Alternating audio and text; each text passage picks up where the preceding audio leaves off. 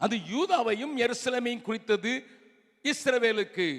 ஆனால் இன்றைக்கு சபைக்கோ சபையின் நிலைமையை குறித்து பேசுகிற காரியங்கள் ஏசாயா தீர்க்கதரிசியின் புஸ்தகத்திலே காணப்படுகிறது. ஆகையினால இந்த உசியா ராஜாவின் காலத்தில் நடந்ததையும், ஆகாஸ் யோதாம் ஆகாஸ் எசேக்கியா ராஜா காலத்தில் நடந்ததையும் நீங்கள் புரிந்து கொண்டவர்களாக வாசித்தீர்கள் என்றால் தான் ஏசாயா தீர்க்கதரிசி விளங்கும். இல்லை என்றால் ஏசாயா தீர்க்கதரிசி ஏதாவது ஒரு வாக்குத்தத்தத்திற்காக தேடுகிற புஸ்தகமாக மாறிவிடும். நம்ம சுவிசேஷகர்கள் அல்லது வாக்குத்தத்தம்னு சொல்றவங்க முக்காவாசி பேர் 90% தேடுகிறது ஏசாயா தீர்க்கதரிசியின் புஸ்தகம். ஏன்னா அங்கதான் நிறைய காரியம் நமக்கு இதயத்துக்கு ஏற்றமா இருக்குது. அதனால ஏசாயா புஸ்தகத்தை தெரிந்து கொள்வது வழக்கம். ஆனால் அப்படி படிக்காதபடிக்கு ஆண்டவருடைய மனநிலையை, ஆண்டவருடைய எண்ணங்களை, ஆண்டவர் உரைக்கிற காரியங்களை நீங்கள் புரிந்து கொள்ள வேண்டும் என்றால் இந்த பின்னணியில நீங்கள் படிக்க வேண்டும்.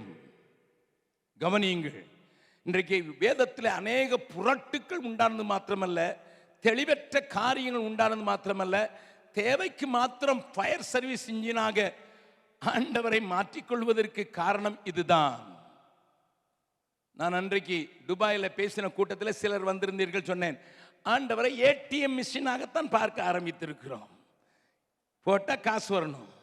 அதுக்கு உபயோகப்படுகிறது இம்மாத வாக்குத்தத்தம், இந்த வார வாக்குத்தத்தம், இன்றைய வாக்குத்தத்தம் சொல்லி அந்த நம்பரை போட்டுட்டு கார்டை உள்ள போட்டிங்கன்னா, நான் அன்னைக்கு சொன்னதை சொல்றேன், அங்க டிஸ்பிளே என்ன வருது தெரியுமா? இன்வேலிட். இந்த மாதம் உனக்கு வேலை போகுதுன்னு அது சொல்லாது. ஏன்னா வாக்குத்தத்தம் இல்லை. இந்த மாதம் உனக்கு வேலை போகுதுன்னு சொல்லும், அது சொல்லாது. ஆனால் சொல்வார், உன்னை உயர்ந்த ஸ்தலங்களில் நடக்க பண்ணுவேன், ஊருக்கு போக பண்ணுவேன். அதான் அர்த்தம். இவர் வாக்குத்தத்தம் அந்த மாதத்துக்கு கொடுத்துருப்பாரு. இந்த மாதம் உனக்கு பெருசு நடக்க போகுது. என்ன பெருசு நடக்க போகுது? வீட்டுக்கு அனுப்புகிறான். லிசன். அப்போ அது வரும், டிஸ்பிளே வரும், இன்வேலிட். மறுபடி இந்த ஊழியக்காரர் வாக்குத்தத்தம் சரியில்லை, அந்த ஊழியக்காரர். ஏன்னா ஊழியக்காரர் எல்லாருமே வாக்குத்தத்தம் வாட்ஸ்அப்பில் போட்டு தள்ளிடுறான்ல, அதை போட்டு பார்ப்போம், அது இன்வேலிட். மூணாவது வாக்குத்தத்தம் வேற ஒரு ஊழியக்காரர், ஃபேமஸான ஆள், இவர் அகில உலகத்தையும் சுற்றி வருகிறார், அவரை போடுவோம், அதுவும் இன்வேலிட் வருது.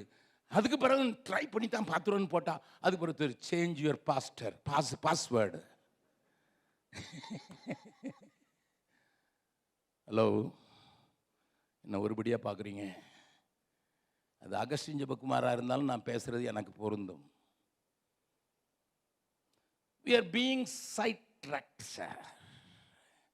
நம்ம எங்கேயோ திசை மாறி போயிட்டு இருக்கோம்.